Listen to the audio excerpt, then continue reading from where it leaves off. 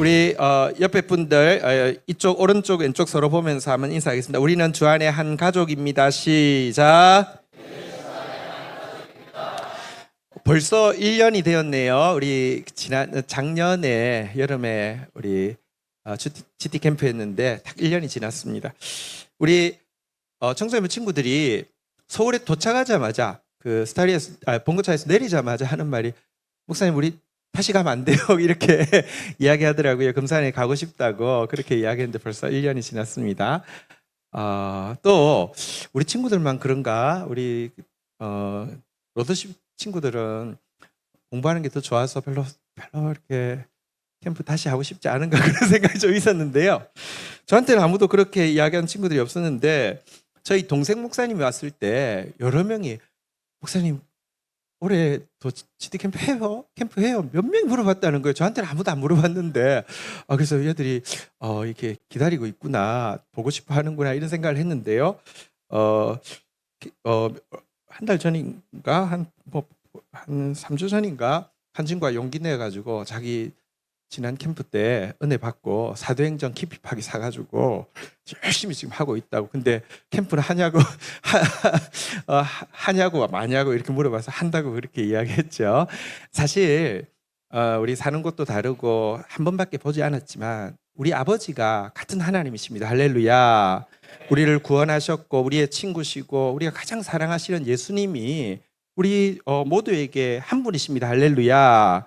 우리는 천국에서 같이 영원토록 찬양할 사이입니다. 할렐루야. 그래서 우리 옆 사람한테 한 번 더 다시 인사하겠습니다. 우리는 주님 안에 한 가족입니다. 엄청 보고 싶었습니다.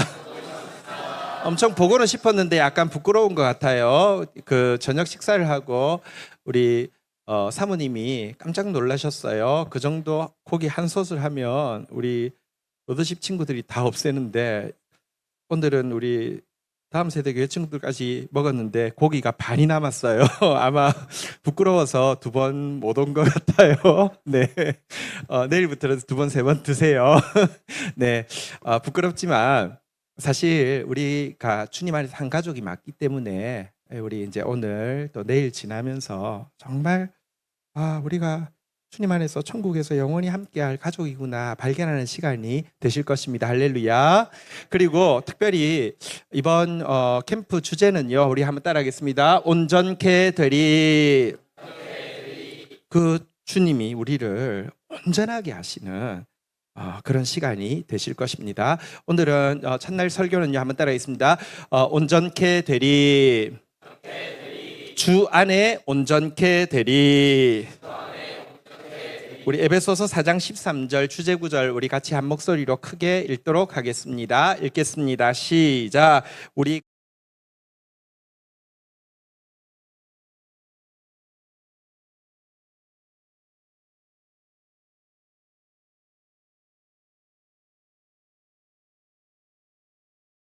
자, 이 구절에서 한번 중간에 핵심 주제 단어가 있습니다. 한번 따라하겠습니다. 온전한 사람.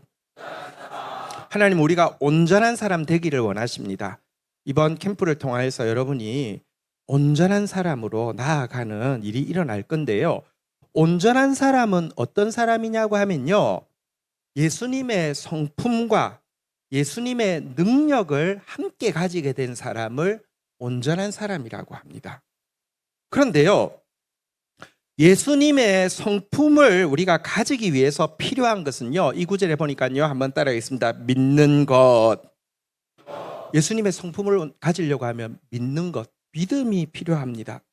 예수님이 살아계시고 예수님이 나를 사랑하시고 예수님이 나를 향해서 변함없이 온유하시고 성실하시다는 사실을 믿을 때 내 안에 예수님의 성품이 자라기 시작합니다. 여러분, 내가 믿을 때 여러분 미움과 이기심 대신에 예수님처럼 사랑과 연민이 많은 사람이 될 수 있고요. 내가 이 믿는 것, 예수님을 믿을 때에 교만과 열등감은 사라지게 되고 온유하고 겸손하면서도 강하고 담대한 사람이 될 수 있고요.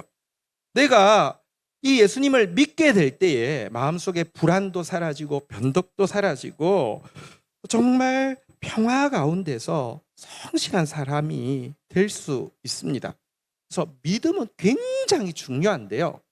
여러분들 한번 물어보십시다. 내 안에는 믿음이 있는가 한번 생각해 보십시다. 여러분 안에 믿음이 있습니까? 어떤 때는요, 내 안에 믿음이 있는 것 같은데 또 어떤 때는 믿음이 없는 것 같습니다. 어떤 부분에 대해서는 믿음이 좀 꽤 많은 것 같은데 어떤 부분에 대해서는 믿음이 전혀 없는 것 같기도 합니다. 그러니까 우리가 예수님의 성품이 별로 잘 안 나타나요. 어떤 때는 사랑이 있는 것 같지만 어떤 때는 미움이 더 크고요. 어떤 때는 조금 성실한 것 같은데 어떤 때는 변덕이 더 크고요.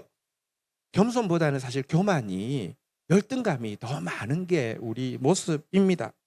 근데요, 사실 믿음은 내가 믿고 싶다고 믿는 것도 아니고 믿습니다 하고 고함 친다고 믿을 수 있는 것도 아니라 예수님이 하나님이시고 예수님이 나를 만드실 뿐만 아니라 나를 구원하신 분이시라고 하면 내가 그분을 나의 주인으로 모시기 원합니다라는 결단이 있으면요, 아직 내가 구체적인 부분에서 잘 모른다 하더라도 믿음이 자연스럽게 생깁니다.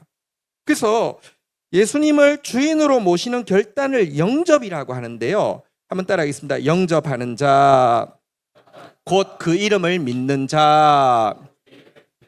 사실 믿는다는 건 뭐냐고 하면 내가 믿으려고 노력하는 거나 믿어지는 게 아니라, 여러분, 이 우주에 우리가 우연히 존재하겠습니까? 지으신 분이 계시잖아요. 그리고 여러분, 지으신 분이 있는데도 이 인류를 향해서 무관심하다고 하면 이 세상은요, 전쟁으로 망해도 몇 번 망하고 없어졌을 것입니다. 지으실 뿐만 아니라 사랑하는 분이 계시다고 하면 내가 그분을 주인으로 모시고 싶습니다. 그분 뜻대로 살고 싶습니다. 이 결단을 영접이라고 하는데요, 영접이 믿는 것이고요, 영접할 때 믿음이 생기는 것입니다. 그래서 이 영접이라는 거 굉장히 중요합니다. 또 한 가지, 온전한 사람이라 예수님의 능력을 또 가지고 있어야 되는데, 성품뿐 아니라 이 능력을 가지기 위해서 필요한 게, 우리 아까 주제 성경 구절 에베소서 4장 13절에 보니까요, 한번 따라하겠습니다. 아는 것. 믿는 것 말고 아는 것이 필요하다라고 이야기하는데, 여기서 안다는 단어는요, 지식적으로 아는 게 아니라 경험적으로 아는 걸 이야기합니다. 그래서 체험이라고 바꾸어서 표현할 수 있는데요, 여러분, 근데 내가 예수님의 능력을, 이게 진짜 예수님이 능력 있는 분이구라는 것을 체험하기 위해서는요, 성결 조건이 뭐냐고 하면 나를 통해서 예수님이 하시려고 하는 그 일을 알고 그 일을 할 때 그 능력을 체험할 수 있습니다. 재미삼아, 사실 예수님이 나를 통해서 하려고 하는 일이 아닌데, 하나님 이거 살아계시면 이거 한번 해보세요, 이거 한번 해주세요 해가지고는 여러분 예수님의 능력을 체험할 수도 없고 체험해서도 안 됩니다. 여러분, 나한테 맡겨진 영역이 아닌데 성경에 보니까 여호수아가 태양아 멈춰라 했더니 멈추었는데, 하나님 제가 이야기할 때 하나님 살아계시면 하세요, 태양아 멈춰라 안 멈추면 하나님 살아계신 거 아니야. 아니, 여러분한테는 여호수아의 일을 맡기지 않았어요. 그렇기 때문에 태양이 멈추면 안 돼요. 태양이 멈추면 큰일 나요. 여러분이 성경에 보면 죽은 사람을 살리는 이야기가 나와 있는데, 여러분한테 그 일을 맡기지 않았는데 죽은 사람 보고 살아라 그러면 전부 좀비 되어서 나오면 큰일 나요. 여러분이 하나님의 능력을 체험하기 위해서는 먼저 나를 통하여서 하나님이 어떤 일을 하려고 하는지를 알고 그 일을 하려고 할 때 그 능력을 체험할 수 있는데, 나를 통하여서 하나님이 하시려고 하는 일을 무엇이라고 하면 부르심 혹은 소명이라고 합니다. 그 부르심과 소명에 순종하려고 할 때에만 예수님의 능력을 아는 것, 체험하는 것이 된다는 것입니다. 자, 에베소서 4장 13절 우리가 한번 요약을 해보면 이런 내용입니다. 자, 먼저 한번 따라하겠습니다. 온전한 사람. 온전한 사람이 뭐라고요? 예수님의 성품과 예수님의 능력을 같이 가져야 돼. 온전한 사람이라고 했죠. 자, 예수님의 성품은요, 어떻게 해야지 가진다고요? 한번 따라하겠습니다. 믿는 것. 그분이 나를 사랑하시면 내가 사랑의 사람이 되고요. 그분이 나를 향해 성실하시면 내가 성실의 사람이 되고요. 그분이 나를 향해서 온유하시기 때문에 내가 겸손하고 온유한 사람이 될 수 있는 겁니다. 믿어야 되는데요. 믿는 것은요, 그냥 내가 믿고 싶다고 믿는 게 아니라고요. 뭘 해야지 믿어진다고요? 주인으로 영접하며 보게 됩니다. 믿게 됩니다. 자, 예수님의 능력은요, 한번 따라하겠습니다. 아는 것, 체험하는, 그러니까 진짜 그 능력을 내가 체험하면 부인할 수가 없어요. 그런데 예수님의 능력을 체험하려고 하면요, 나를 향한 부르심, 소명에 순종할 때 이것을 체험하게 되고요. 이 예수님의 성품과 능력을 체험하게 되면 에베소서 4장 13절에 보니까 어떤 사람이 된다고요? 주인으로 영접하고 소명에 순종하며 한번 따라하겠습니다. 그리스도의 장성한 분량. 그리스도가 가장 아름다운 모습, 그리스도가 가장 능력 있는 모습에 내가 그러니까 게임할 때 파워 풀로 찰 때까지 내 모습이 예수님의 성품, 예수님의 능력으로 자라게 된다. 이게 우리 로드십 친구들을 향한, 이게 우리 다음 세대의 친구들을 향한, 이게 여러분들을 이 캠프장에 부르신 하나님의 마음이다. 이렇게 성경이 이야기를 하고 있는 것입니다. 이것이 오늘 우리가 나누려고 하는 이야기인데요. 자, 그런데 여러분, 내가 예수님을 주인으로 영접하는 데 있어서, 혹은 내가 예수님이 맡기시는 소명에 순종하는 데 있어서 제일 방해가 되는 요소가 하나가 있습니다. 이 하나를 해결을 해야 되는데 그게 무엇냐고 하면 바로 나 자신입니다. 조금 어려운 말로는요, 한번 따라하겠습니다. 자아. 여러분, 내 속에는 내가 계속 나한테 이야기를 하는 내가 있어요. 계속 나한테 내가 이야기를 해요. 그걸 자아라고 하는데요. 이게 예수님을 주인으로 모시는데 제일 방해가 되고, 이게 예수님이 나를 향해서 가지고 있는 부르심을 따라가는데 제일 방해가 되는 게 나의 자아입니다. 왜냐고 하면 예수님을 주인으로 믿지 못하는 이유, 영접하지 못하는 이유는 나를 더 믿기 때문입니다. 내가 더 주인공이 되고 싶은 마음이 강하기 때문입니다.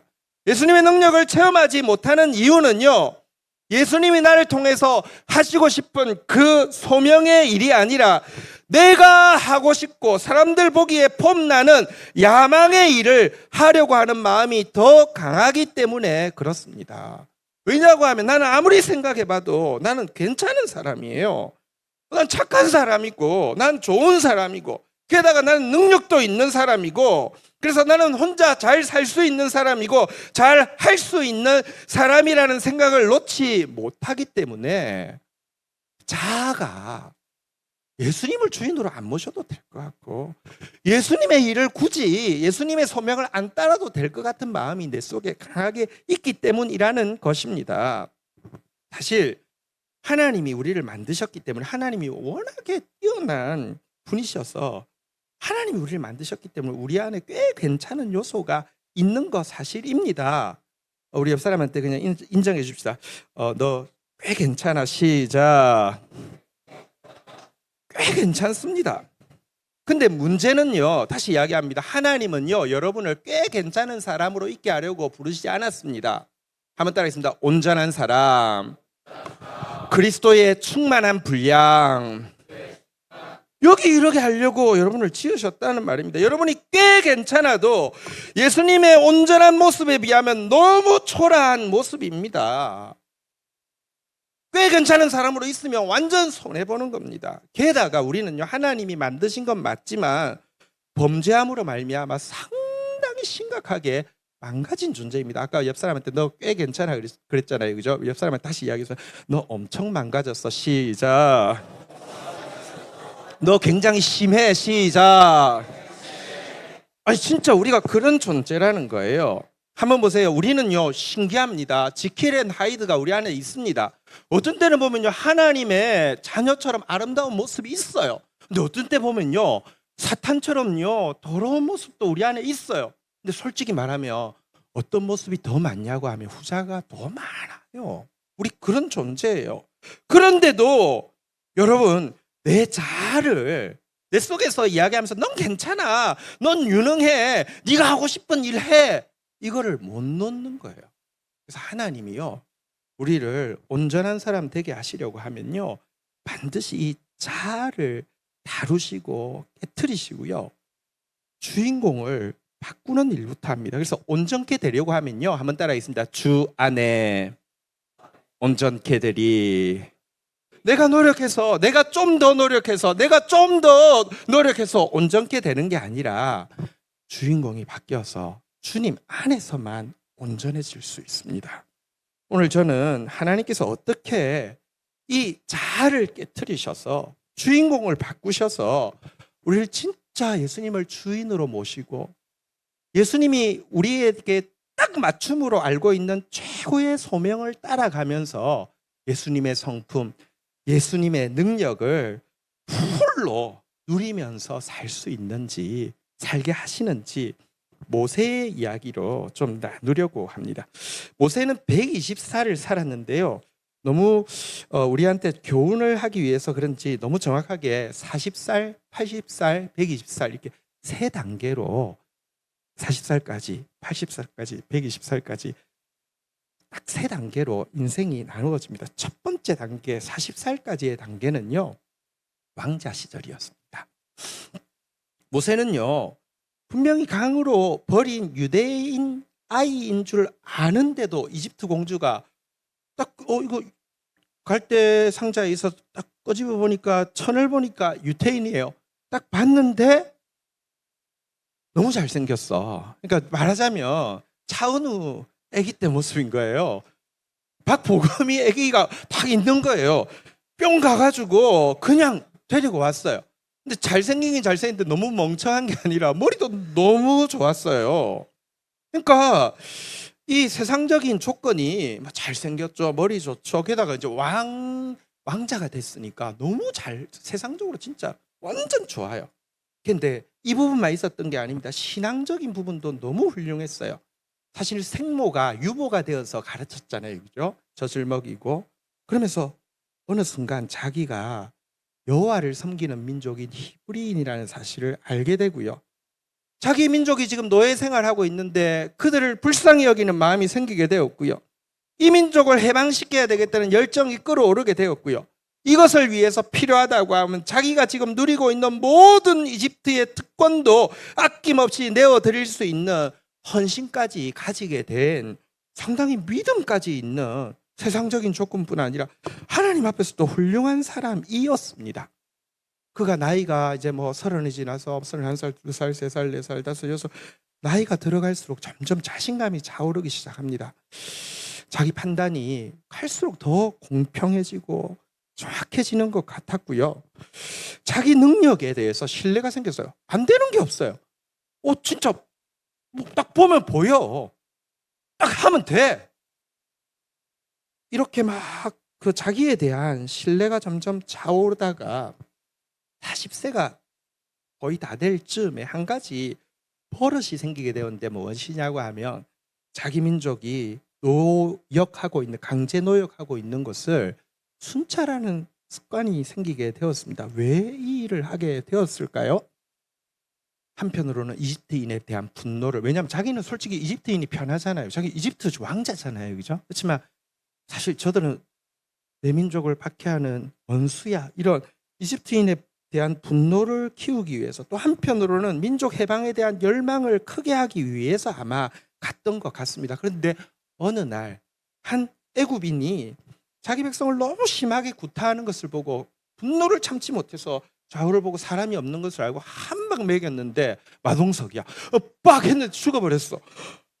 그럼 이렇게 막 저기 사막이니까 막 묻고 돌아왔는데요, 돌아오고 나서는 밤에 잠을 못 자게 되었어요. 왜 못 자게 됐냐고 하면, 실은요, 모세는 지금 히브리 민족을 노예에서 해방시키기 위한 쿠데타에 대한 계획을 구체적으로 가지고 있었습니다. 이집트가 왕조가 몇 번 바뀌었는데요, 현재의 왕조 말고 실각한 그 왕조 세력에다가 이스라엘 민족은 노예 민족이긴 한데 숫자가 굉장히 많았어요. 이게 결합을 하면 그림이 나올 것 같았습니다. 실질적으로 높은 자리에 있고 머리도 좋으니까 정치적인 커넥션, 군사적인 커넥션, 여러 가지 커넥션을 만들고 있었는데 한 가지 문제는 정작 히브리인 지도자들과는 어떤 교감도 없는 상태였는데 그날의 사건, 이집트 왕자가 히브리 사람이 고통당하는 거 보고는 이집트 병사를 쳐 죽였다라는 소문이 히브리 사람들 속에 나면 히브리 사람들이 어떤 반응을 보일까? 자기를 통하여서 이 민족을 구원하려고 하는 하나님의 계획을 알지 않을까? 성경에 그렇게 딱 나와요.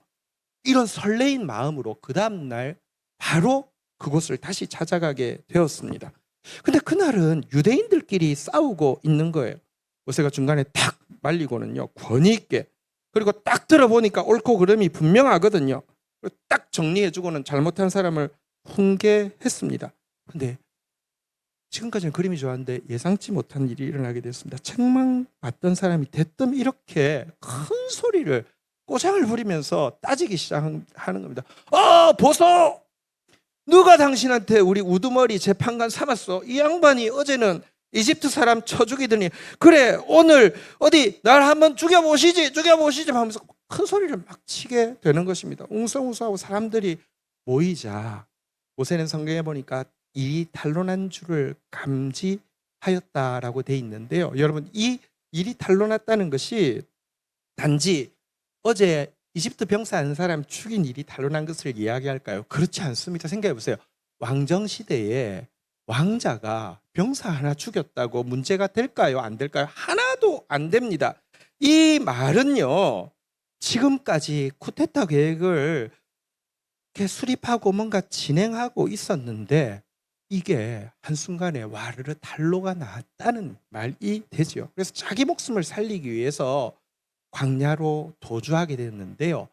도주한 곳에서 인생의 황금기인 40살부터 80살 제일 활발하게 일하는 모든 시간을 그냥 아무 일도 못하고 보내게 된 것, 이것이 모세의 인생 1단계였습니다. 근데 이 시기를 생각해 보면요, 이 일을 준비할 때 모세가 기도했을까요? 안 했을까요? 저는 많이 했다고 생각합니다. 왜냐고 하면 쿠데타는 실패하면 장난 아니거든요. 진짜 죽는 일이거든요. 기도 얼마나 했겠습니까? 또 이거 하나님을 위해서 하는 것이니까 하나님이 도와주실 것이라는 생각, 하나님이 날 도와주셔야 됩니다라고 기도도 하지만 하나님 도와주실 거야, 하나님 나와 함께 하실 거야, 이런 말씀도 굉장히 많이 되뇌었을 것입니다. 게다가 이 일, 자기 일신을 위해서 한 일이 아니잖아요. 진짜 하나님과 하나님 백성을 위해서 한 일이잖아요. 그런데 왜 실패했을까요? 뭐가 잘못됐을까요? 한 가지인데요. 한번 따라하겠습니다. 자아 때문에 그렇습니다. 1단계에서 모세의 특징을 한마디로 이야기하면 자아가 살아있는 사람, 자기가 자기 주인공인 사람이었다는 것입니다. 모세가 하려는 일은 선한 일이었지만 그때 제일 믿는 사람이 누구냐? 자기였습니다. 자기 힘, 자기 능력, 자기 뜻이 모든 것을 주장하고 있었습니다. 근데 대부분 여러분들이 온전케 되는데 왜 방해가 있냐고 하면 여러분 대부분은 모세의 1단계에 있기 때문에 그렇습니다. 우리 모두는요, 대단히 자아가 살아있고 자기중심적이고 자기가 주인공입니다. 여러분 얼마나 자기가 주인공이냐고 하면요, 예를 들면 보세요. 내가 남을 험담하는 것은요, 험담이 아닙니다. 공평한 판단입니다. 남이 나를 험담하는 것은요, 터무니없는 모함이 됩니다. 그러니까 내가 주인공이니까 그 남은 또 그 사람은 또 그 사람이 주인공이니까 모두 이런 상태 가운데 있습니다. 여러분, 그래서요, 사람들은요 모두 자기 것에 대한 애착이 굉장히 강합니다. 솔직히 이야기하면 우리 코딱지도 이렇게 파고 나면은 조금 버릴 때 조금 아까운 마음이 있고요. 그래서 좀 붙여놓고 싶은 마음이 있습니다. 어떤 사람은요, 화장실 가서 끈가를 만들어 놓고는 사람 불러가지고 좀 보라고 이렇게 너무 잘생기지 않았냐고 막 이렇게 하고 싶은 마음도 있습니다. 우리 안에 자기 거에 대한 애착이 굉장히 강합니다. 보세요.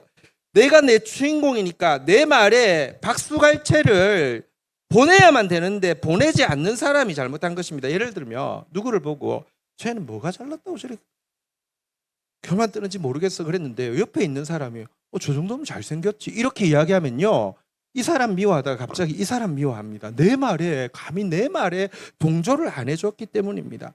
내가 게으름 피울 때 같이 게으름 안 피우는 사람, 이 사람 진짜 나쁜 놈이 되는 거예요. 나의 중심이니까. 여러분, 이것을 무엇 이렇게 자기가 중심이 되어서 자기 중심으로 사는 거를 어려운 말로 한번 따라하겠습니다. 원죄라고 합니다. 원죄. 한번 생각해 보세요. 이 원죄가 모든 죄의 근원, 원죄인 것은 너무 분명합니다. 보세요. 자기중심적이니까 남 비난해도 되고 남 이렇게 무시해도 되고 교만해도 되고 내 돈 가지고 내가 방탕한 짓 하는데 무슨 문제야? 방탕해도 되고요.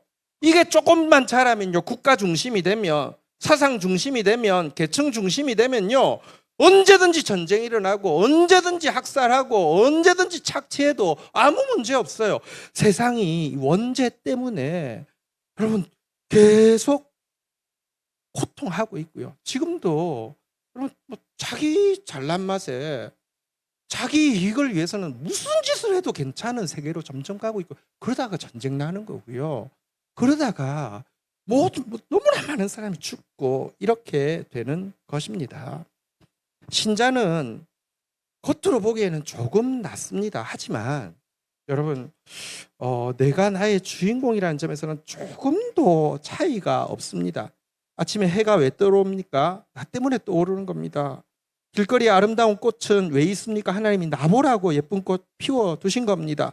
밤하늘의 별은 왜 빛납니까? 내가 밤길에 길 걷다가 넘어지지 말라고 빛나는 것이라고 생각합니다. 하나님은 세상에서 나를 가장 사랑하시고요, 내 기도 가장 잘 들어주시고요, 내가 하는 일이 하나님 앞에서 제일 중요하다고 확신합니다. 우리가 기독교인이 제일 많이 쓰는 용어가 죄인이라는 용어인데, 난 죄인입니다라고 고백하지만 솔직히는 전부 다 난 정말 괜찮은 죄인이에요, 하나님 좀 보세요, 나 정말 괜찮은 죄인이죠, 이러고 있는 것입니다. 그러니까 교회에서 뭔가 일을 해도요, 내가 해야 되고 내 뜻대로 해야 되고 내 감정 상하면 안 되고, 그러니까요 하나님 일하면서 또 신경질 내고요, 막 교만하고요, 포용력이 없고요. 하나님 이거 아시기 때문에 모세가 하려고 한 일이 나쁜 일이 아니에요. 모세가 기도 안 해서 말씀이 없어서 안 도와주신 것도 아니에요. 자아가 하니까 망하게 하시는 것입니다. 반드시 하나님은 온전케 하기 위해서는 자아를 다루셔야 합니다.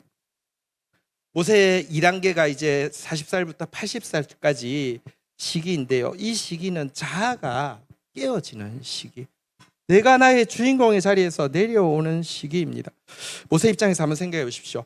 광야로 도망은 나왔는데 처음에 여러분 잠이 왔겠습니까? 자기 실수에 대한 속상함이 얼마나 컸습니까? 그 인상 더러운 유대인 앞에서 내가 왜 뜯어 말려서 이랬을까, 이런 생각 안 했을까요? 자기에게 고함친 그 은혜도 모르는 유대인에 대한 분노, 그놈 진짜 죽이고 싶고 막 찢어 죽이고 싶고 막 이런 생각 안 했을까요? 한 번만 더 기회가 주어지면 내가 진짜 이번에는 실패 없이 잘할 수 있는데 하는 그 욕망이 없었을까요? 그 생각한 밤에 잠이 왔을까요? 잠이 안 오죠. 절대 잠을 잘 수가 없죠.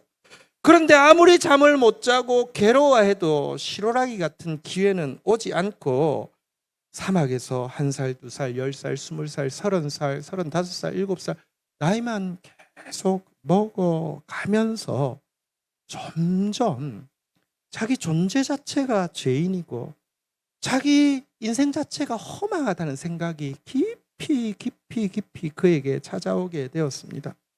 내 인생이란 이 사막의 모래 안할 풀 한 포기에 지나지 않는구나. 나의 능력이란 떼지어 날아다니는 하루살이 날갯짓에 지나지 않는구나.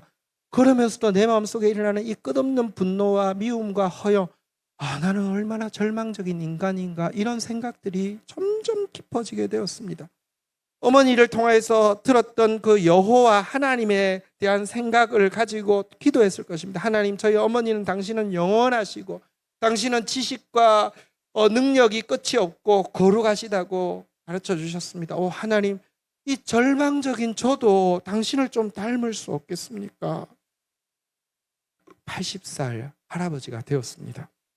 어느 날 어떤 때와 보통 때와 똑같이 양떼를 이끌고 터벅터벅 호렙산 중턱에서 양을 먹이기 위해서 지나가는데 산 중턱에 떨기나무에 불이 붙어 있었습니다.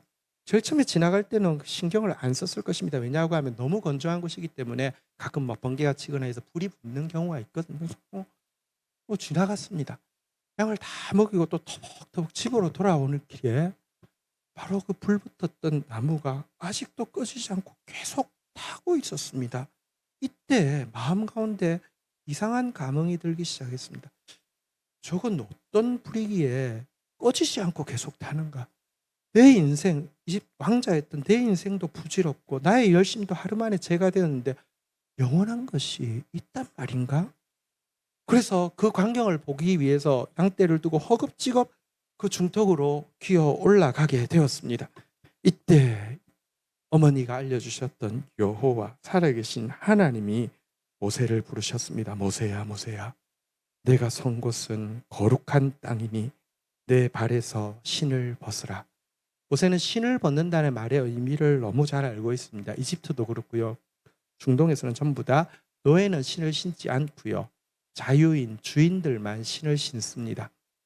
신을 벗으라는 말은 이제 너가 너의 주인공이 아니라, 너가 너의 주인이 아니라 네가 나를 주인으로 모시는 종임을 인정하라는 것입니다.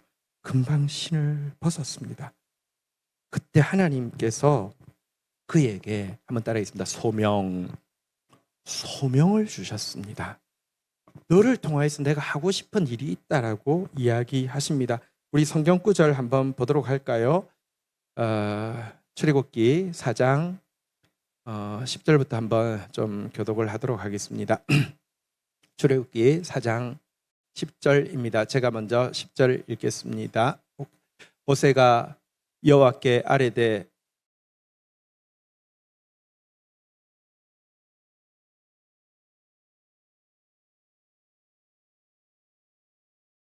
애굽 사람들의 괴롭게 하는 학대를 보았노라.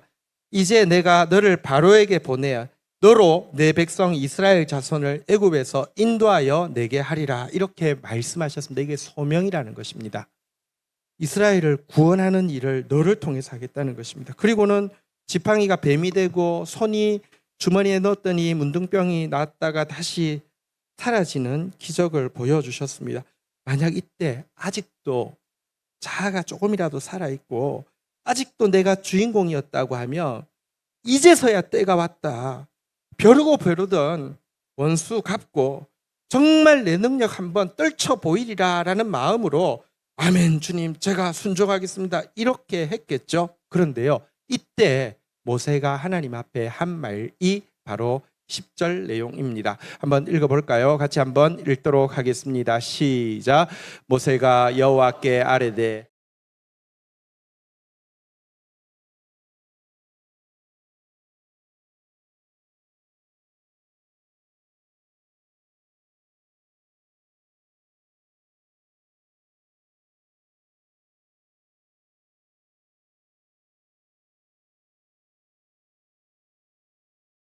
누가 입을 11절 누가 입을 지었느냐, 누가 벙어리 기머거리 눈 밝은 자 소경되게 했느냐, 나 여호와가 아니냐, 내가 내 입과 함께 있어 할 말을 가르쳐 주겠다 이렇게 말씀하십니다. 13절 그런데 무엇이라고 대답하고 있습니까? 같이 한번 읽도록 하겠습니다. 시작. 모세가 이르되 주여 보낼 만한 자를 보내소서. 자기는 아니라는 것입니다. 자기는 못한다는 것입니다. 자아가 완전히 박살나고 죽어버렸다는 것입니다. 하나님이 오 주여 보낼 만한 자를 보내소서라고 이야기할 때 하나님이 40년 만에 폐인이 다 됐구나, 미안하다. 내가 좀 너무 늦게 온 것 같구나. 그래, 잘 살아라. 이렇게 하지 않았습니다.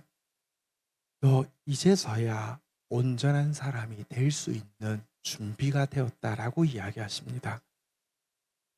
예수님을 주인으로 모실 수밖에 없는 사람, 예수님의 내 야망이 아니라 이제 예수님의 소명만을 따라갈 사람이 되었다라고 생각하시고 포기하지 않고 그를 부르셔서 가장 위대하게 사용하셨습니다. 그것이 모세 인생 3단계이죠. 80살부터 120살까지. 정말 너무 위대한 사람으로 위대한 일을 했죠. 모세의 마음속에 이 40년간은 항상 떠나지 않는 마음이 두 가지가 있었을 것입니다. 나는 죄인이다. 하지만 거룩하신 하나님은 나를 사랑하시고 결코 나를 포기하지 아니하신다. 이 마음이 있으니까요, 여러분, 예수님의 성품이 나타납니다. 성경에 보면 모세에 대해서요, 이 사람 모세는 온유함이 지면의 모든 사람보다 더하니라 이렇게 이야기했는데, 온유하다는 말이 무슨 뜻이냐고 하면요, 주인공이 바뀌었다는 것입니다. 워낙에 온유하다는 말은 길들인 야생말이라는 용례가 있습니다. 야생말이 힘이 엄청 세고 말 안 듣는데 그 길이 들면요, 힘은 있지만 주인에게 완전 순종하잖아요. 그죠? 온유하다는 말이 그것입니다. 힘없다는 말이 온유가 아니라 힘이 있는데 주인공이 바뀐 상태를 온유라고 합니다. 그는 그 이후로부터 가장 온유한 사람이 되었습니다. 사실 이스라엘 백성들만큼 지도자에게 반역하고 대들고 무례한 사람이 어디 있었습니까? 그런데 모세가요, 그들을 이끌고 40년 동안 끝까지 그들을 사랑하면서, 마치 예수님이 제자들 사랑하시듯이 끝까지 사랑하면서, 심지어 하나님이 그 백성들의 모습을 보고 너무 화가 나서 내가 이 민족보다 더 큰 나라 민족 맡겨줄 테니까 쓸어버리자 라고 이야기할 때 하나님 앞에서, 아닙니다 하나님, 내 백성의 죄를 용서해 주십시오, 아니면 주의 책에서 저의 이름을 지워주십시오 라고 하면서 매달릴 수 있었습니다. 정말 예수님의 성품 가진 사람이 되었고요. 또 그에게는 이런 고백이 항상 있었습니다. 나는 무능하지만 전능하신 하나님은 나를 통하여 일하신다. 내 소명은 하나님의 소명이기 때문에 하나님이 이루신다, 이런 생각이 있었습니다. 생각해 보십시오. 지금 미국이 사실 강력하지만 그 당시 이집트하고는 비교할 수 없을 것입니다. 그런데요, 미국 말도 우리가 거절하기도 힘든데요, 아니 그 당시 세계에서 제일 강한 이집트에서 200만 명이나 되는 사람들을 꺼집어내어서 피 한 방울 흘리지 않고 나온다는 게 가능한 일입니까? 이건 정말 있을 수 없는 위대한 대역사를 그는 이루게 되었습니다. 그의 마음속에 믿는 자에게 능치 못한 일이 없다. 하나님이 나와 함께 하시면 할 수 있다라는, 여러분, 정말 하나님의 능력을 경험하는 사람이었습니다. 이 같은 모세의 모습이 한번 따라하겠습니다. 주 안에 온전한 사람, 주 안에서 주님 때문에 온전한 사람이 될 수 있었습니다. 사실 모세의 이야기를 보면서 사실 저는 저의 삶을 되돌아볼 수 있었습니다. 사실 저는요, 저에게도 모세 1단계가 있고 2단계가 있고 3단계가 있었는데요, 저한테 모세 1단계 왕자 시절이 좀 있었습니다. 제가 어릴 때 조금 열심히 대단히 특심한 아이였어요. 초등학교 4학년, 5학년 때부터 주일 아침에 우리가 초등부가 9시인가 10시에 모였는데요, 7시면 일어나서 전도한다고 나갔는데요, 세 군데 동네를 버스 타고 다녀야 되는 세 군데 동네를 걸어서 다니면서요, 막 친구들 전도해서 교회를 데려오는데 한 주일에 10명 데려온 적도 있어요. 그래가지고 그 부산 그 노회에서 부산 지역 대표로 특별상을 받은 적도 있어요. 좀 엄청 열심히 많았어요. 초등학교 5학년 때 선생님이 장래 희망을 물어보는데 제가 뭐라고 대답했냐면, 저는 커서 중공 순교사가 되겠습니다 그랬어요. 왜냐하면 그 당시만 해도 선교사라는 단어를 거의 안 쓸 때였고, 우리 교단은 순교자 이야기를 많이 해줘서 대충 들어서 순교자하고 선교사 섞어서 순교사 되겠다 이렇게 이야기를 했던 거죠. 그러고 나서는요, 그때부터 매일 이야기해서 나는 10억의 중공 인구를 그리스도에게 돌리겠다라고 하면서 나는 10억을 그리스도에게 돌린다 그러면서 어릴 때 자랐습니다. 제가 또 이렇게 신앙만 좋은 게 아니고요, 아주 재능이 뛰어난 사람이었습니다. 제가요, 사실 초등학교 때 점심시간에 선생님이 저만 보면 아이들 밥 먹을 때 노래 부르라고 그래가지고요, 그 아이들 앞에서 항상 점심시간에 제 노래 부르는 시간이었어요. 뭐 성구자, 비목 막 이런 노래 막 부르면 아이들 밥 먹고 막 그렇게 했었어요. 그러니까 제가요, 노래를 너무 잘해가지고 뭐 노래 대회에 나가면 무조건 상 받고, 저는 사람들이 다 노래로 살 거라 그랬어요. 저랑 이렇게 자웅을 겨루던 친구 있었는데 그 친구는 서울대 성악과를 갔는데 어쨌든 저 노래 너무 잘했어요. 어릴 때 막 방송국에도 나오고 막 그랬어요. 네, 외모만 좀 받쳐줬으면 어떻게 됐을 수도 있어요. 시도 제가 어릴 때 쓴 시가 있었는데요, 기억에 좀 납니다. 학급 미화할 때 저희들 때는 막 이렇게 뭐 시 같은 거 써오면 뒤에 붙여주고 하는데 제가 시를 써서 갔어요. 근데 친구들이 막 저 혼내는 거예요. 이거 니네 형이 썼지, 니 형이 쓴 가져왔지만 막 다 떼거지로 달라들어서 얼마나 야단을 치는지. 그래서 내가 어쩔 수 없어 내가 형이 썼다고 이야기하고 붙였어요. 근데 저는 장남이거든요. 저는 형이 없거든요. 이것들이 이제 수준이 낮으니까 저를 이해를 못하는 게 어쩌겠어요. 시도 잘 썼고요. 그러니까 머리도 굉장히 좋았죠. 어쨌든 머리 뭐 좋았고 뭐 공부도 뭐 했고, 또 게다가 심각한 것은 엄청나게 착하기까지 했다는 것입니다. 초등학교 다닐 때 제가요, 태풍이 불어가지고요, 학교에 그 이제 뒤뜰에 나무들이 다 넘어졌는데 제가요, 그냥 초등학생인데요, 수의실에 가서 삽을 빌려가지고요, 쓰러진 나무를 전부 다 혼자 다 세워놨어요. 화장실에 한 번은 막혀가지고요, 이게 옛날에는 이제 소변을 이렇게 일렬로 이렇게 하면 밑으로 흘러가는 그런 구조였거든요. 막혀가지고 뭐 넘치니까 냄새 나잖아요. 제가 손으로 막 이래도 안 돼가 손을 해가지고 뽑아가지고요, 착한 어린이상 저기 학교에서 상도 받았어요. 그러니까 제가 딱 생각해 보니까요, 저라는 애는요, 이 세상에 나 같은 애는 잘 없는 것 같아요. 어디 내둬도 굶어 죽지 않을 것 같아요. 나 굉장히 괜찮은 사람이다. 어릴 때 약간 그런 생각이 있었어요. 청소년이 되었는데요, 교회 갈 때 괜히 아버지가 목사님이셨는데요, 읽지는 않는데 성경책을, 일반 성경책 말고 해설 성경 두꺼운 거를 들고 거기 옆에다가 성경 사전이라는 게 있었어요. 그리고 주석서가 있어서 세 권을 이렇게 같이 끼고 다녔어요. 사실 봐도 무슨 내용인지 모르는데 약간 나 정도로 믿음이 있는 사람 한 이 정도는 들고 다녀야 될 것 같아가지고 이렇게 막 들고 다녔고요. 그리고 청소년 연합 수련회 같은 거 하잖아요. 지금처럼 조가 생기잖아요. 조장님이 있잖아요. 뭐 성경 공부 시간이 되면요, 조장 선생님한테 선생님 말이 틀렸다고 따박따박 따지고 성경에는 그렇게 돼 있지 않다고 알지도 못하면서 막 이렇게 뭐 그랬던 기억이 지금도 나요.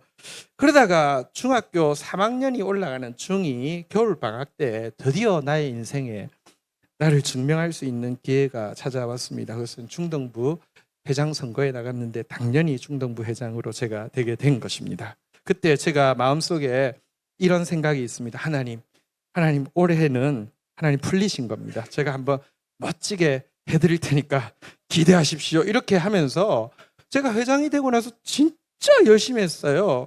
그래서요, 우리 교회가 있고, 우리 교회는 이제 부산에 뭐 좌천동이라는 교회인데 있는 데인데 하단에 있는 거하고 괴정에 있는, 이게 사실 거리가 차로 1시간 걸리는 거리인데요, 새 교회 중등부 연합 체육대회를 중간에 운동장을 빌려서 해서 중학생이 그걸 어떻게 했을까요? 근데 했어요.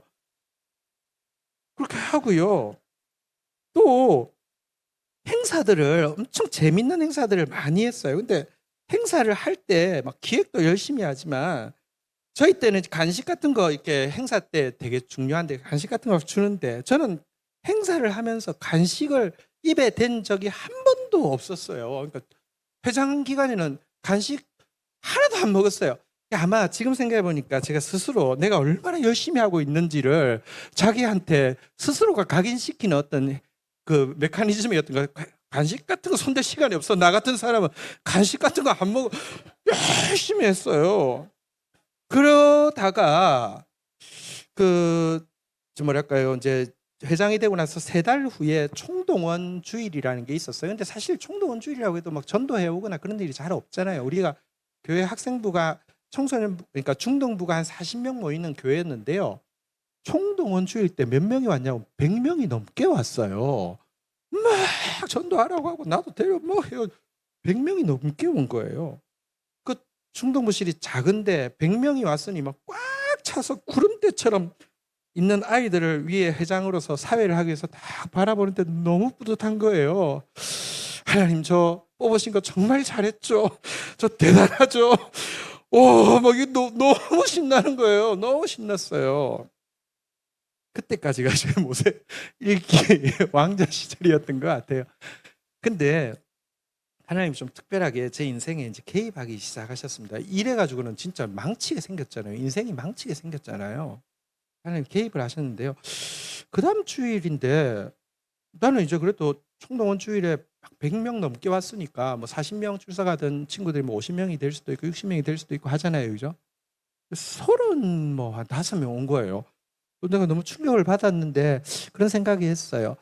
내가 그동안 너무 달려놓으니까 애들이 피로감을 느끼는구나. 나는 하나도 안 피곤한데 이것들이 약하구나. 뭐 이런 정도 생각했는데 이상하게 그때부터 정체가 돼가지고 한 35명 선에서 회복이 안 되는 거예요. 그러니까 워낙 40명 받았는데 5명 더 떨어진 거예요.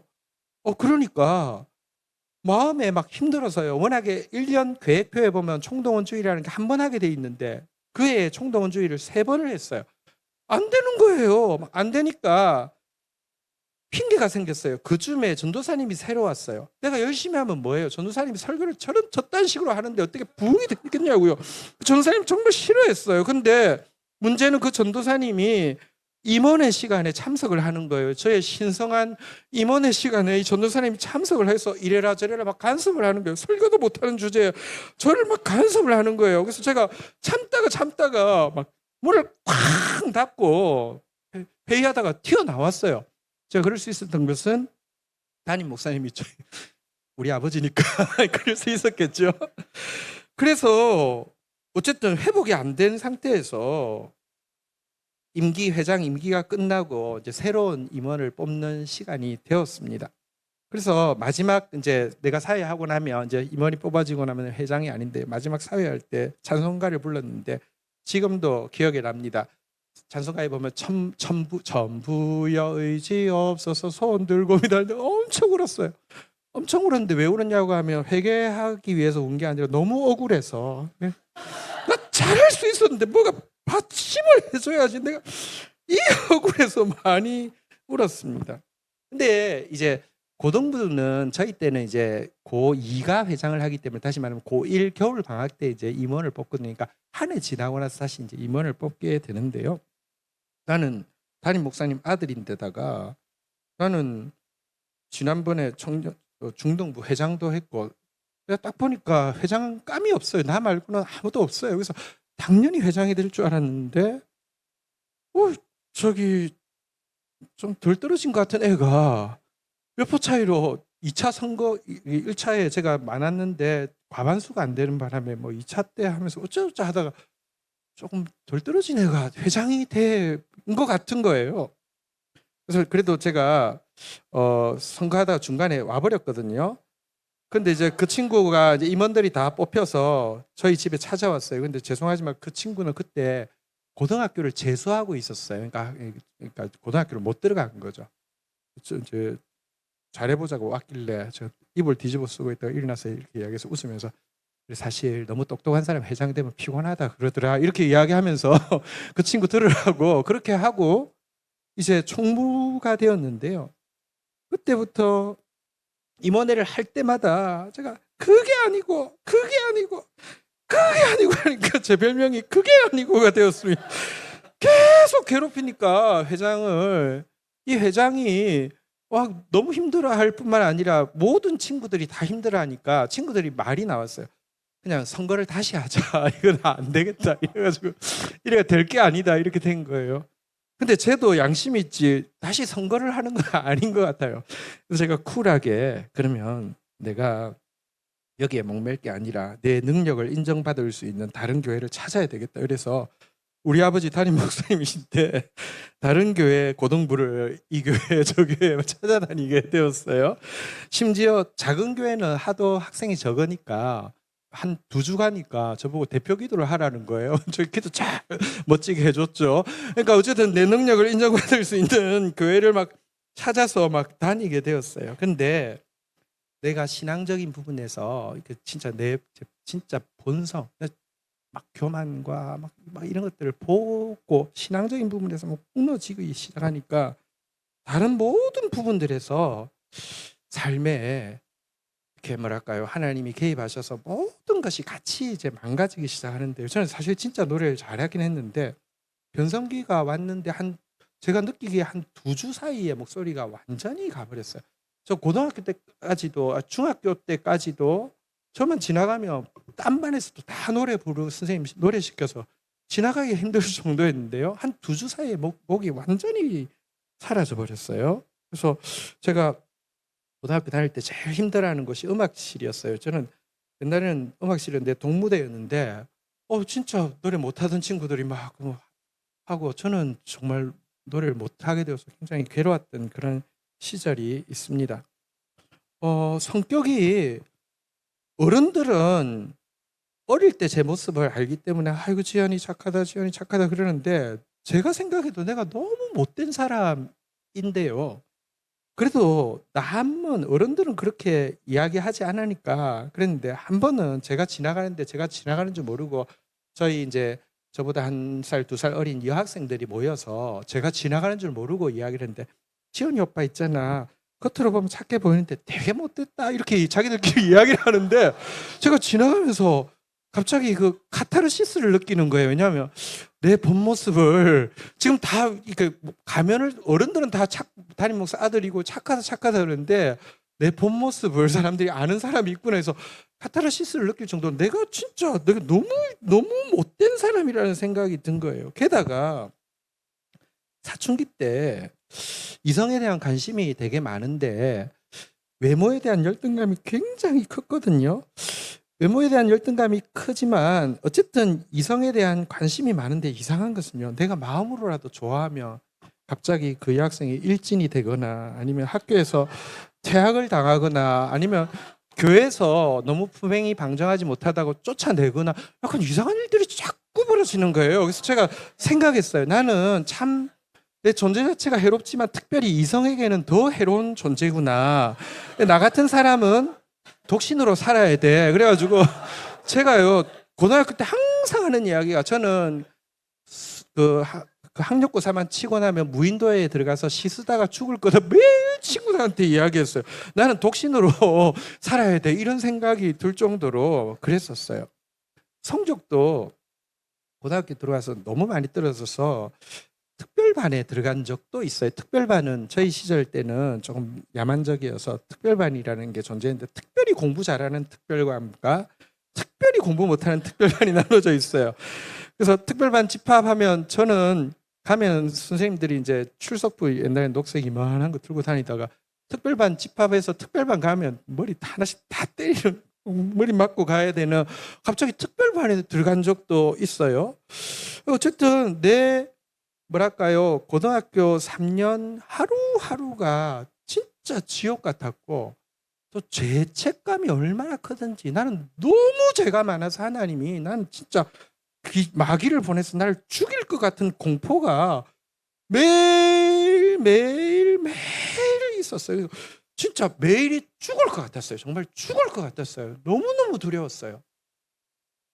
그렇게 지옥 같은 시간을 지나면서 대학 입학 시험을 칠 때쯤 딱 되고 나자 정말 나는요 그냥 완전히 그냥 난 죽은 것 같은 느낌이 들었어요. 그 시간이 제 인생의 모세 2기와 비슷한 시간이었던 것 같아요. 그런데 그걸로 하나님이 끝나게 하지 않고요 3기를 시작을 하시는데 고3 시험을 마치고 진짜 그냥 아무런 의욕도 아무것도 없는데 고3 수험생들을 위한 무슨 연합 신앙 집회라는 걸 하는 거예요.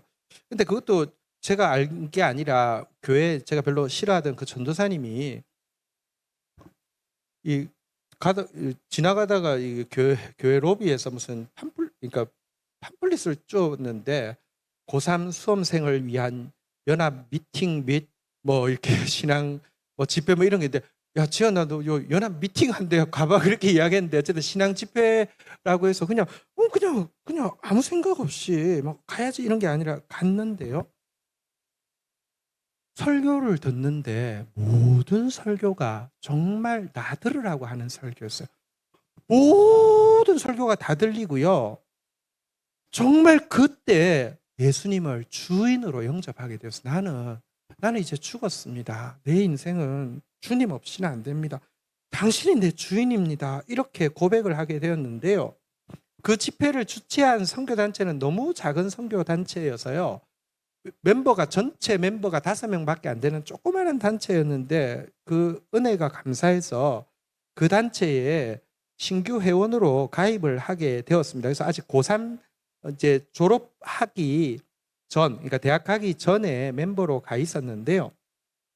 저 말고 신규 멤버로 한 명 더 간 친구가 저는 이제 부산대학교를 학교를 나왔는데, 거기 이제 전체 수석으로, 그러니까 집이 이제 가난해서, 그러니까 이제 거기 이제 전체 수석으로 전액 장학금 때문에 이제 외곽을 간 친구가 있어요. 이 친구는 이제 의료 선교사가 되어서 이제 캄보디아로 이제 가게 됐는데요. 이 친구랑 저랑 둘이서 그 단체에 가입을 하게 되었고, 고3 마치고 대학 들어가기 전부터 계속 매주 모임에 가게 되었는데요.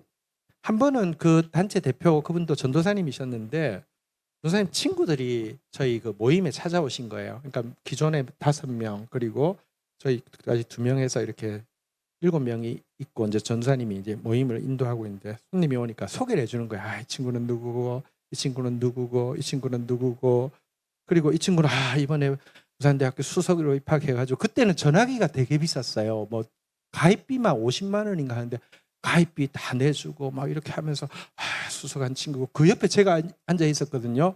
저를 보더니 이 친구는 됐고 하고 지나가는 거예요. 근데 저를 보고 이 친구는 됐고 하는데 제가 마음속에 너무 된 거예요. 난 됐다. 난 됐다.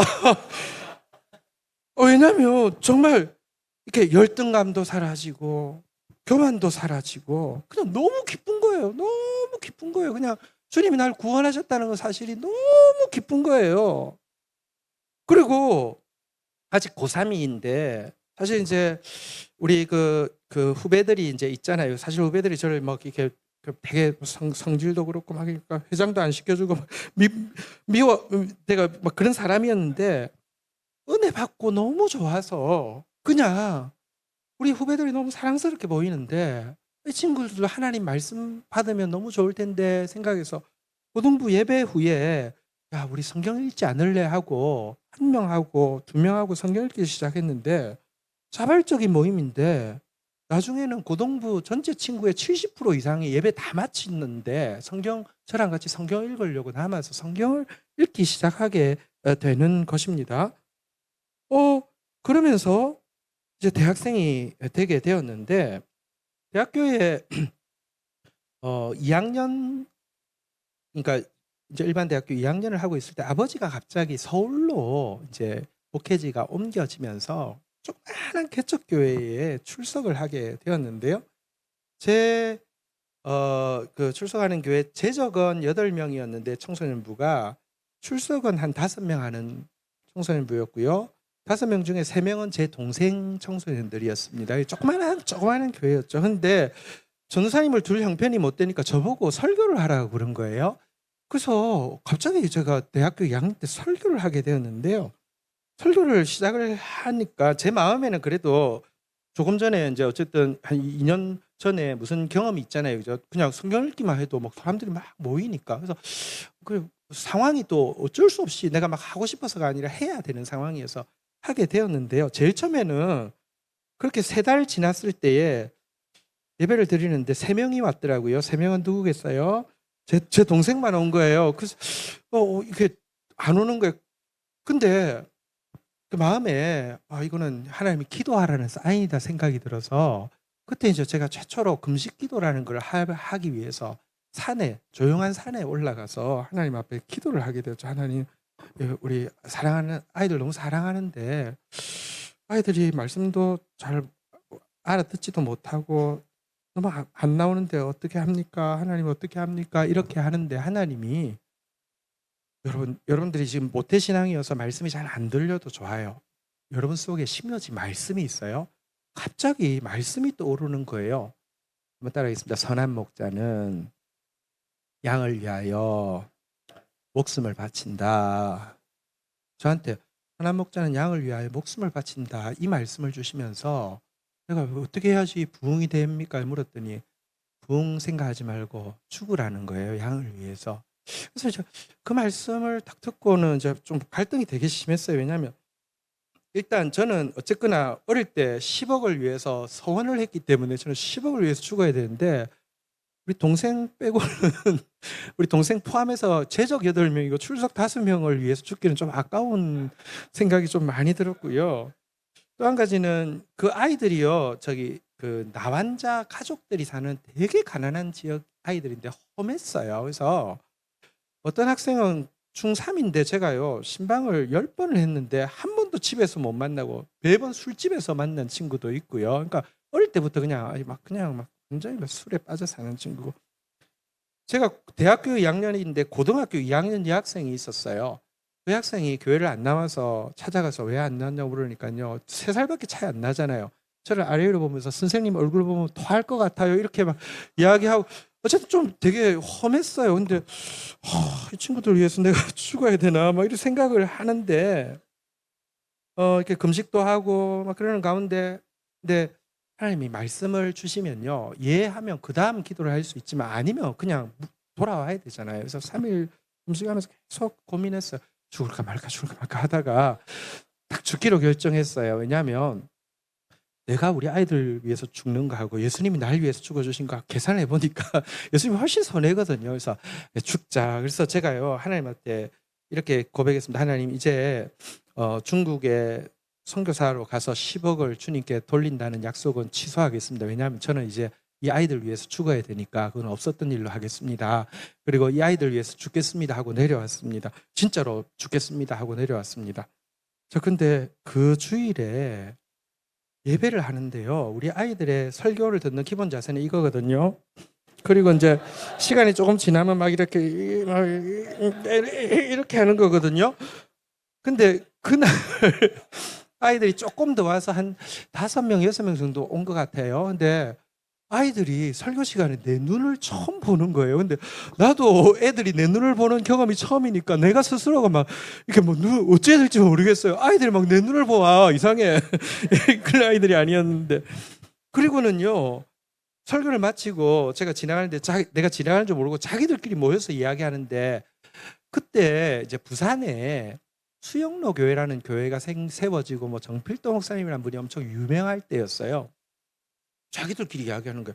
야, 오늘 우리 선생님 설교 정필도 목사님보다 더 잘하는 것 같아. 그러는 거예요. 근데 제가요 기도원 가가지고 죽을까 말까 막 고민했지 설교 준비를 잘한 게 아니에요. 내가 설교를 잘했으면 기억이 날 텐데 설교 내용을 하나도 기억이 안 나. 애들이 내 눈을 봐서 어색했던 기억에는 안 나. 근데 애들이요 우리 선생님 정필도 목사님보다 더 설교 잘하는 것 같아. 그때도 성경 구절이 하나 떠오르더라고요. 한번 따라했습니다. 양은 목자의 음성을 알고. 지난주까지는 목자 아니었어요. 이번 주부터는 목자예요. 애들이 내 말이 들리는 거예요. 퀴즈를 내겠습니다. 그 다음부터 우리 아이들은 설교 시간에 저를 이렇게 봤을까요? 다시 돌아갔을까요? 돌아갔어요. 그렇지만 저는 마음이 그냥 변했어요. 아이들이 너무 사랑스러운 거예요. 옛날에는 이 8명 위해서 죽기에는 내가 너무 아깝다고 생각했는데 온 우주가 8개가 있는 거예요. 이 아이들이 너무 사랑스러워서 이 아이들 위해서 설교 준비하는데요. 대학생이 막 진짜 30시간 이상 준비 안 한 적이 없어요. 한 주 설교를. 그리고는 아이들이 막 은혜를 받고 아이들이 막 부흥을 하고 막 나중에는 이제 출석이 40명, 50명 막 늘어가는데 아이들이 막 부흥을 하는데 주일은 내가 목숨 걸고 지켜줄 수 있을 것 같은데 평일은 내가 어떻게 도와줄 수가 없잖아요. 물론 아침마다 버스 정류장에 가면 아이들을 다 만날 수 있어요. 우리 동네가 이제 버스 정류장 하나여서. 그래서 아이들 매일 만나서 기도해주고 이렇게 하지만 학교에 가서 내가 어떻게 할 수가 없잖아요. 그래서 생각한 게 주보를 엄청 열심히 만들었어요. 주보에 선생님 칼럼 그래가지고 그때는 컴퓨터도 없으니까 막 연필로 이렇게 막 써서 했는데 우리 아이들이 이걸 안 버리고 1년을 모으고 2년을 모으고 3년을 모으는 거예요.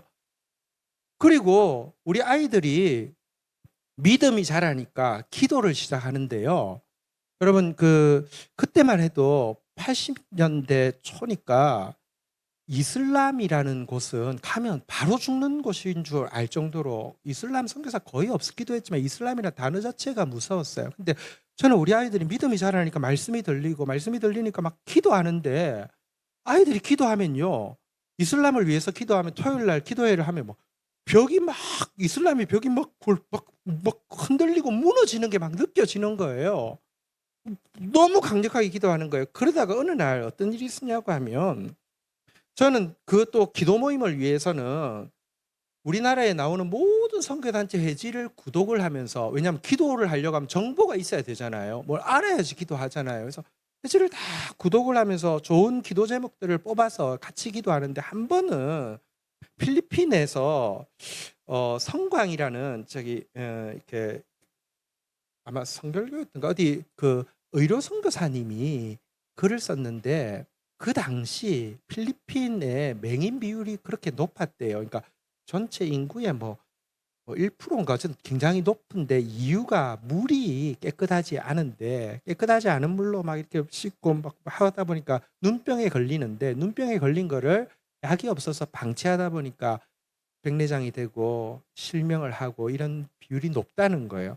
그래서 이분은 의료 선교사니까 한 그 당시 돈으로 4만 원, 뭐 5만 원이면 한 사람 개안 수술을 할 수 있는데 한 번은 이분이 우물을 교회 후원으로 마을에 우물 자기 교회에 있는 마을에 우물을 70만 원인가 들여서 팠는데 그 주일에 다른 동네에 있는 교인들이 전부 그 교회를 안 가고 이 교회로 왔다는 거예요.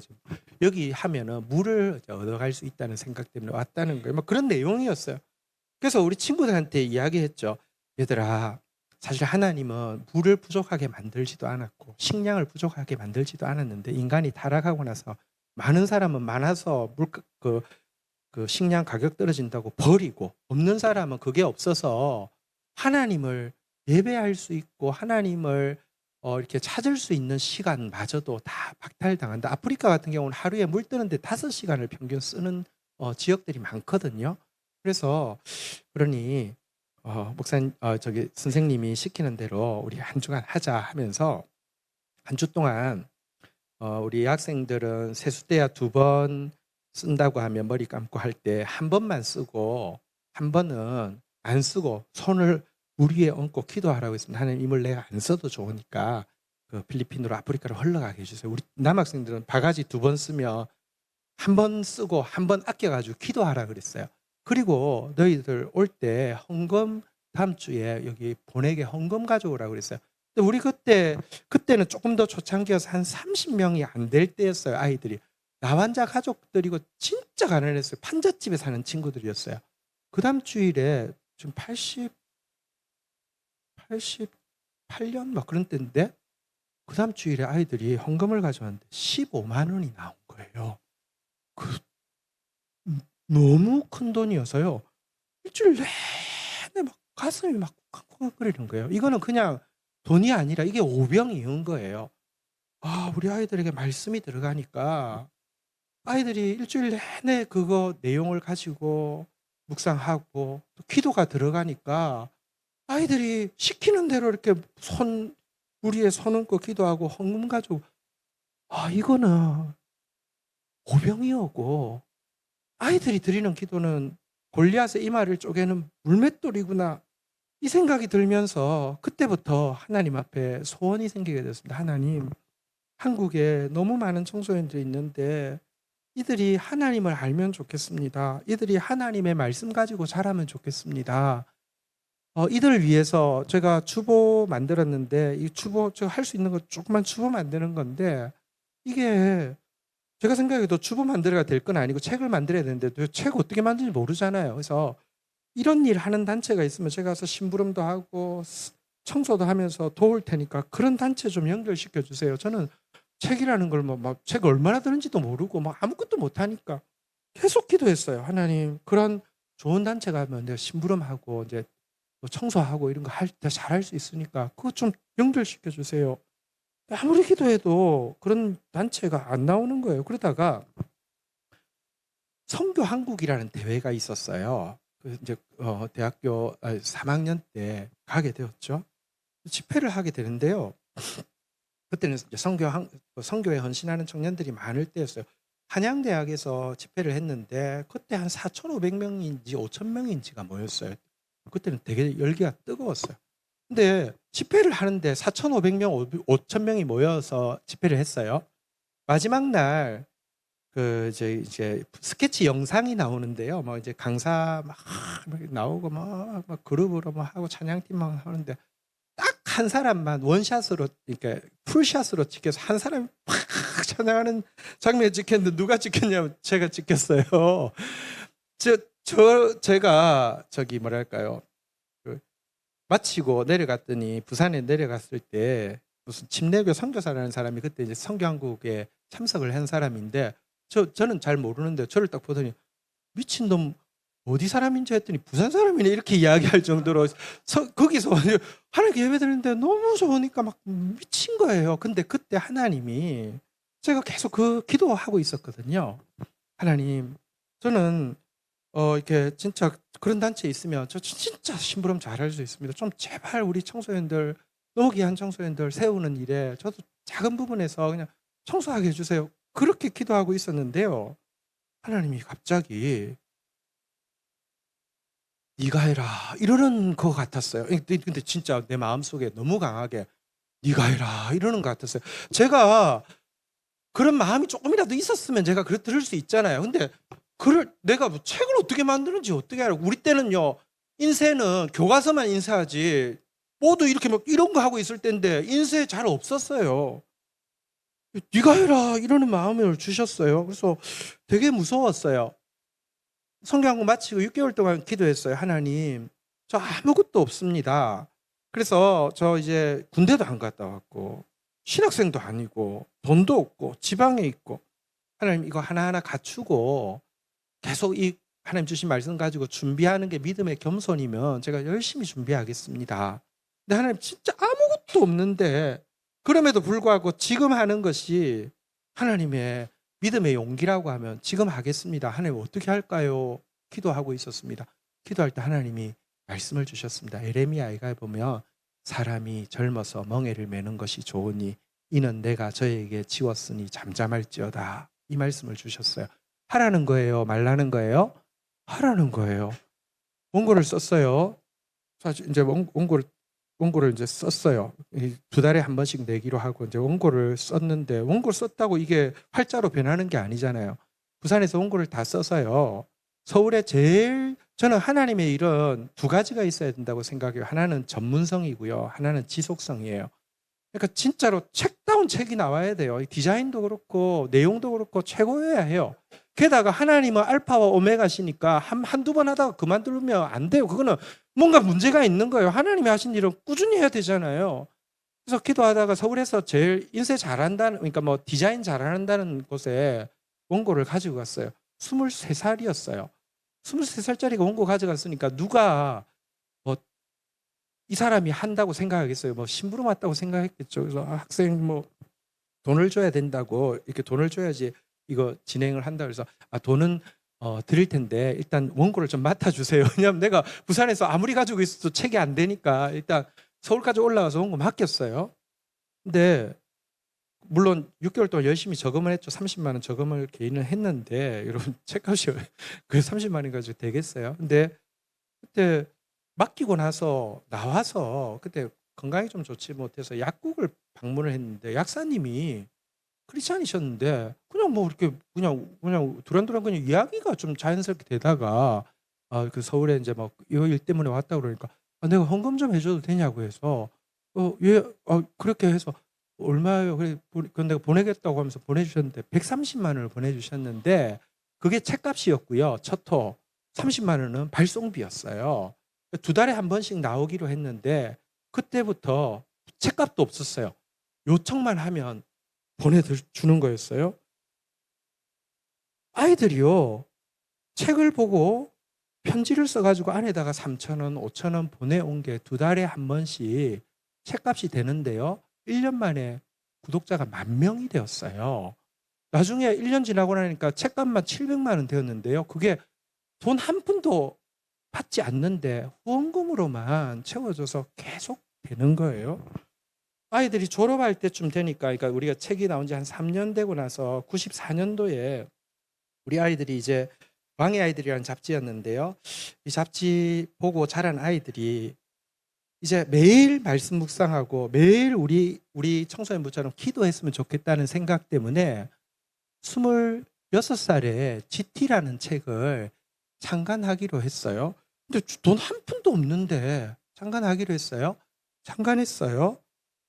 근데 그렇게 시작한 책이 지금까지 한 호도 빠짐없이, 어쨌든 저희가 지금 35년 됐는데 35년 동안 나오게 되었어요. 사실 제가 이 이야기를 하는 것은 그때만 해도요, 구독자가 GT도 6만 5천이었어요. 제가 성경 공부 교재를 쓴 게 200만 부가 팔렸어요. 캠프를 하면 1,500명이 여름, 겨울 이렇게 모였어요. 그러니까 나는 내 인생이 이제 모세 3기가 되었구나. 이제 자아가 죽어서 이제부터는 주님이 쭉 쓰시는구나. 그래서 사실은 지금 이 설교를 제가요, 한 몇 년 만에 처음 하는 거예요. 왜냐하면 그 당시에 캠프할 때 설교를 제일 많이 한 설교가 이거였어요. 왜냐하면 나는 모세 3기가 된 줄 알고 이제부터 그냥 막 이렇게 막 다 되는 줄 알았어요. 근데 지금 생각해 보니까 그게 아니었어요. 여러분 보세요. 다윗이요, 하나님 만나고 하나님 영접하고 너무 좋아서 아무도 안 보는데, 아버지도 모르는데 들판에서 혼자 여호와는 나의 목자시니 내게 부족할 것을 막 찬송하고 있는데, 갑자기 아버지가 도시락 심부름해서 갔다가 골리앗 팍 죽이고, 여러분 대단하잖아요, 그죠? 근데 그게 나는 그래서 나도 주님 만나고 너무 좋다가 뭐 이 일 해서 그런 줄 알았는데, 그게 아니라 그때부터 뭐 다윗이요, 연단이 시작되거든요. 그래서 10수년을 정말 바닥까지 내려가게 해요. 왜냐하면 우리 안에 자아는요, 만만치 않습니다.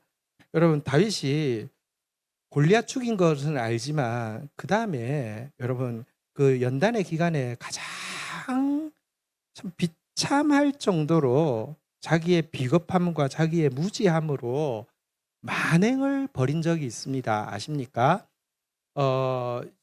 사울이 이제 그를 죽이기로 결정한 것을 확실히 알고는 이제 도망을 가는데, 노비라는 지역에 제사장들 집성촌이 있었습니다. 그리고 잠시 성막도 거기 있었던 것 같아요. 가서 너무 배가 고파서 이제 하나님께 드리는 떡이 이제 진설병이라는 게 있는데, 그게 일주일이 되고 나면 이제 바꾸거든요. 그 떡을 좀 이렇게 얻어먹으려고 갔다가 칼 같은 거 있냐고 자기를 지켜야 되니까. 근데 과거가 골리앗을 죽이고 나서 골리앗을 죽인 영광을 취하지 않기 위해서 골리앗의 상징인 그 큰 칼을 하나님께 바쳐서 그 노의 그 성막에 있었단 말입니다. 그러니까 소장이 칼은 골리앗의 칼밖에 없다고 하니까 그거보다 더 좋은 게 어딨냐고, 그거 달라고 했는데, 마침 그 자리에 도액이라는 에돔 사람, 이방인인데 우리로 치면 농림부 장관이 된 것 같아요. 그러니까 수완이 이방인인데 농림부 장관까지 올라니까 수완이 대단하겠죠. 그리고 성막에 온 것도 하나님을 섬기기 위한 게 아니라 약간 영적인 스펙을 쌓아서 내가 이렇게 이스라엘 사람들한테 잘 보이기 위해서 온 것 같은데, 그 사람을 딱 본 거예요. 이렇게 뜨끔한 거죠. 저 수완가가 와 있으면 이거 큰 재앙이 임할 텐데, 해서 급하게 칼 받고 떡 받아서 그냥 뺐어요. 되게 비겁한 행동이었어요. 왜냐하면 도액이요, 이걸 엮어가지고요, 굴량미와 이 골리앗의 칼이 얼마나 상징이 큽니까? 골리앗의 칼을 주면서 모반을 잘하라고 이렇게 축복기도 해줬다고 이래가지고요, 제사장 85명이 죽었고요. 그리고 그 성에 사는 어린아이 젖먹이까지 전부 다 죽였어요. 누구 때문에? 다윗 때문에. 아니, 도액이 뭐가 무서워요? 자기가 죽이면 되잖아요. 근데 뺐어요, 비겁하게. 그리고 골리앗 칼 가지고 어디 간 줄 아세요? 블레셋에 갔어요. 살려달라고. 골리앗 칼 가지고 블레셋에 가면 블레셋에서 이거 좋다 하겠어요. 자기 장군 죽인 사람이 난데 죽을 뻔했어요. 얼마나 멍청해요. 사람이요. 하나님이 임하고 나면 지혜가 생겨요. 하나님 임하고 나면 용기도 생겨요. 하나님 임해서 그렇지 자기 본래 모습은요 비겁하고요 무지한 게 자기 모습이에요.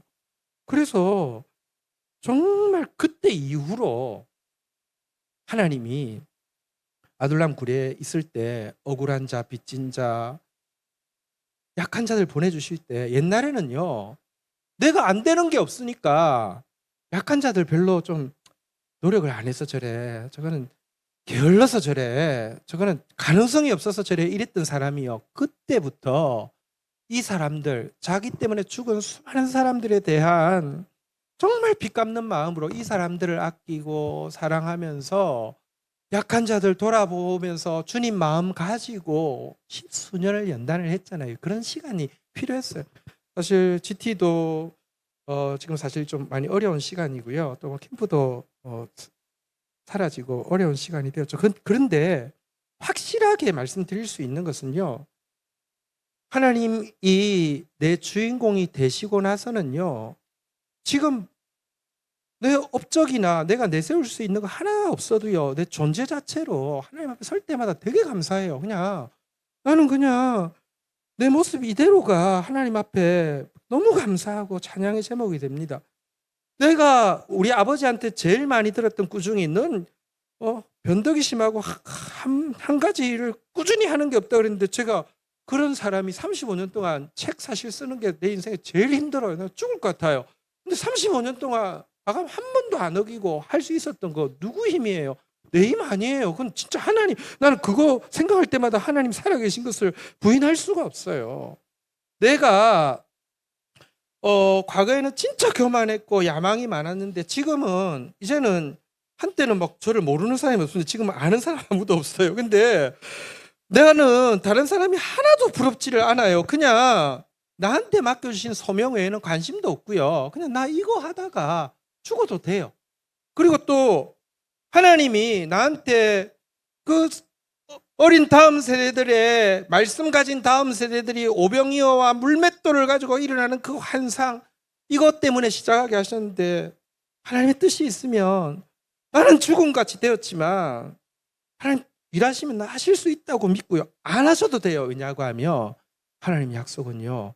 한 사람에게서 끝나지 않고 여러분들이 그 일을 또 할 수도 있어요. 그건 하나님 말씀은 살아있기 때문에 어쨌든 나는 내 인생에서 내가 내 자아가 다루심 받고 있고 지금도 받고 있지만 받는 가운데 내 안에 예수님의 성품이 나타나는 거 나를 통하여서 나보고 하라고 하신 일에서는 예수님의 능력이 나타나는 거 이것에 대해서 정말 행복하고 감사할 것밖에 없습니다. 말씀을 정리하겠습니다. 오늘 우리 주제 에베소서 4장 13절 어떤 내용인지 우리 한번 같이 다시 읽도록 하겠습니다. 같이 한번 소리 내어서 읽겠습니다. 에베소서 4장 13절 같이 한번 읽겠습니다. 시작. 우리가 다 하나님의 아들을 믿는 것과 아는 일에 하나가 되어 온전한 사람을 이루어 그리스도의 장성한 분량이 충만한 데까지 이르리니. 우리 한번 요약한 거 한번 볼까요?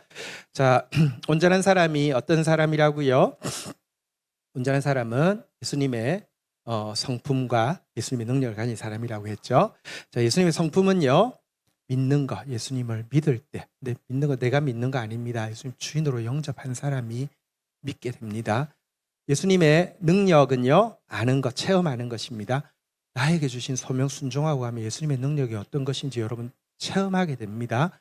그리고 이렇게 예수님을 주인으로 영접하고 소명에 순종하고 나갈 때 한번 따라하겠습니다. 그리스도의 장성한 분량.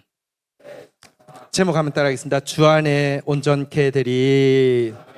우리 옆에 분들 축복하겠습니다. 주 안에서 온전케 될 것입니다. 자리에서 일어서시겠습니다. 우리 한번 찬양하며 나가도록 하겠습니다.